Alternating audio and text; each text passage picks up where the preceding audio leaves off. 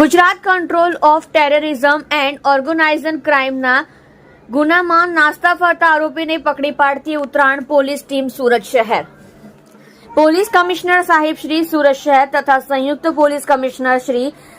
Sector 2 Surat શહેર તથા નાયબ police commissioner Shri zone 5 Surat શહેર તથા મદદનીશ police commissioner Shri L division Surat શહેરનાઓએ ખંડણીના ગુનામાં નાસ્તા ફરતા આરોપીને પકડવા સારું સૂચના અને માર્ગદર્શન આપેલ છે. જે અન્વયે પોલીસ ઇન્સ્પેક્ટર શ્રી એડી મહંત નાઓએ સર્વેલન્સ સ્ટાફના police sub inspector AR Patil તથા પોલીસ માણસોને આરોપી પકડી પાડવા જરૂરી સૂચના અને માર્ગદર્શન આપેલ. જે અન્વયે assistant head constable Sudhirbhai Laljibhai તથા assistant head constable Dharmendrasinh Bharatsinh નાઓને તેઓના અંગત અને વિશ્વાસુ બાતમીદાર મારફતે બાતમી હકીકત મળેલ, જે આધારે Uttarayan police station part A ગુના નંબર 2023 ઇપિકો કલમ 143, 144, 147, 148, 149, 307, 323, 395, 397, 506, 294, 212, 120,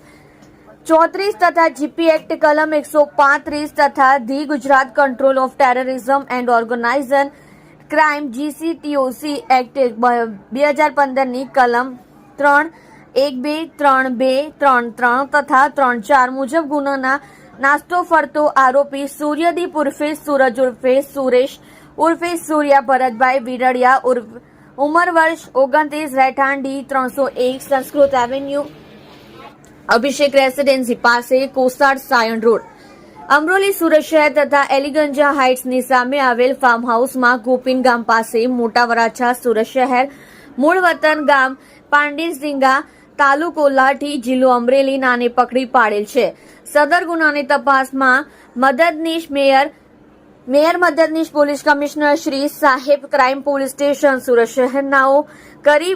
કરેલ હોય, જેથી આગળની કાર્યવાહી માટે સાયબર સેલ પોલીસ સ્ટેશનને સોંપેલ છે. જોડાઈ રહો અમારી સાથે તાજા સમાચાર જોવા કલમ કી દાસ્તાન ન્યૂઝ ચેનલ સાથે.